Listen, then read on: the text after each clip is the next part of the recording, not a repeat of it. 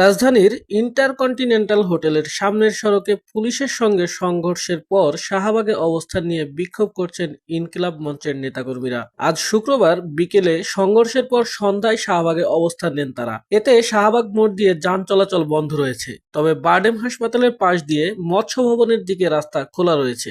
আজ বিকেল 3:30টার দিকে ঢাকা বিশ্ববিদ্যালয়ের কেন্দ্রীয় ছাত্র সংসদের মুক্তিযুদ্ধ ও গণতান্ত্রিক আন্দোলন বিষয়ক সম্পাদক ফাতিমা তাসনিম ঝুমা সহ কয়েকজন ইন্টারকন্টিনেন্টালের সামনে থেকে যমুনার সামনে যেতে চাইলে তাদের বাধা দেয় পুলিশ। এক পর্যায়ে পুলিশের পক্ষ থেকে যমুনার দিকে যাওয়ার অনুমতি দেওয়া হলেও পথে তাদের মারধর করা হয়েছে অভিযোগ করে ফিরে আসেন তারা। এ ঘটনার পর ইন্টারকন্টিনেন্টালের সামনে থাকা ইনকিলাব মঞ্চের লোকজন ব্যারিকেড ভেঙে যমুনার দিকে যেতে চাইলে পুলিশের সঙ্গে সংঘর্ষ বাধে। পুলিশ প্রথমে তাদের উপর জলকামান থেকে পানি ছড়ে, পরে সাউন্ড গ্রেনেড ও কাঁদানি গ্যাসের সেল নিক্ষেপ এবং লাঠিচার্জ করে। এ সময় ইনকিলাব মঞ্চের নেতাকর্মীরা পুলিশের দিকে বোতল ও ইটপাটকেল নিক্ষেপ করতে থাকেন।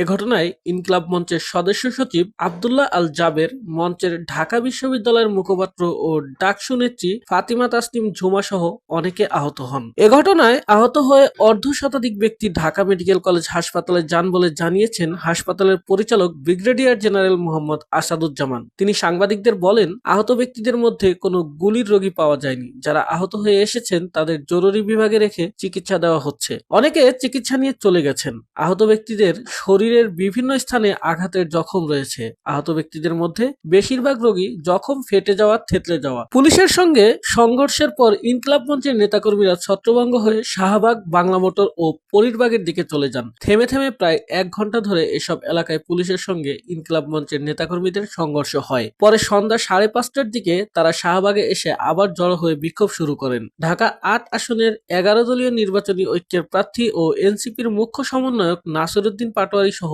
হাজার খানেক বিক্ষোভকারী এতে অংশ নিয়েছেন।